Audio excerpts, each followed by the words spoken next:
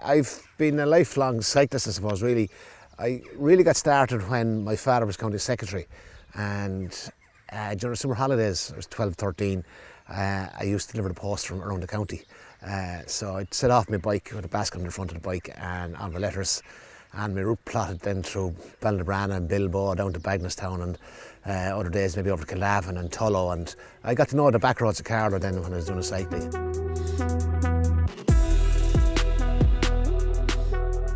When I was doing the book then, obviously, I based a lot of the routes around County Carlow, and some of the routes would be, well, the longest route of the book is about 100 kilometres, which is a nice distance to go, you know, and we took in all the sights and scenes around Carlow. And one of the great things about Ireland is that we had this fantastic network of roads. We're always going up with our roads, but we actually have one of the best road networks in Europe.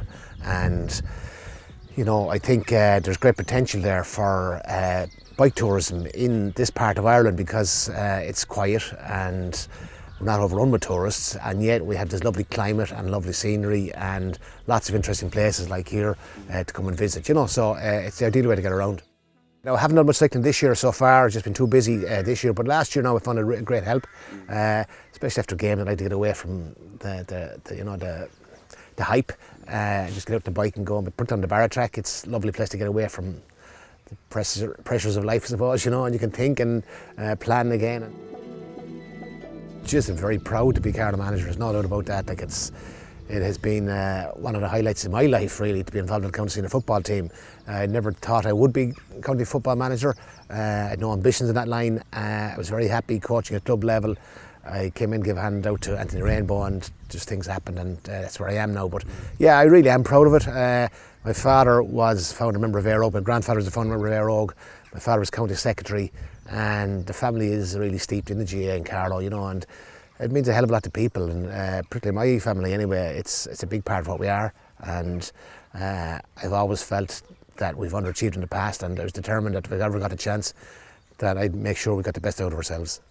I think we have shown, you know, we're a small county, but we can achieve, and we have improved. I'm not saying we're going to win the Leinster Championship, we're not going to win National League Division 1, but we've certainly improved dramatically, and I think it's an example to other counties in our position that with proper organisation and structure, players will buy into what you're trying to do, and that's really what we're trying to do. Like, is we're trying to get a culture going here in Carlow where players commit to playing for the county team, and that the structures are there for them so that they can perform to the best of their ability. Really, that's all we can do, and we'll see where that takes us. Like the players, if you look at the Carlow panel, if you look at the lads that are there since 2008. There's probably 10, 12 of them, and they've never wavered in commitment to Carlow through really bad times. They're here now and they are relishing what's going on, you know, and they can't wait for Division 3 next year, but at the moment I suppose they're focused on Louth next weekend. It's extraordinary the difference it has made to the people of Carlow to see a bit of success. You know, when you walk the streets of Carlow during the summer and you see all the Carlow jerseys and young people wearing them, and we had an open training session in December, and there must have been 1,500 people at it for Carlow senior football team in December. It was just amazing, like, and I suppose you go back to last summer's championship, and you know the fine summer's days, and you know Monaghan and Carlow, and the pitch was covered in Carlow jerseys and young people at half time, and there are scenes like that are, you know, to really, I suppose, encourage more participation and more involvement, more connection with the team, and hope. I think that's what it's really shown. There's hope there. We can compete.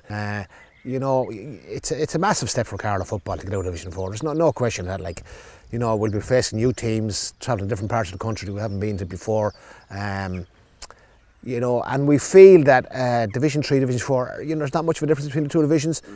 The hardest part is to get out of Division 4. So we think we can compete very well next year in Division 3. But as I said, that's down the line. Our first task now is to take on Louth, and looking forward to that. It'd be great to line up against Pete McGrath, our winning manager on the far sideline. You know, as I said, they have a great tradition in Louth, playing really good, attractive football, and they've always had some talented footballers. And two small counties, two counties craving success. I think it's going to be a very good game. The winners of our game plays Kildare. That's a huge task for either side. But we're not looking any further than the Loud game, to be honest with you. We'll regroup after, we'll reset it then at that stage.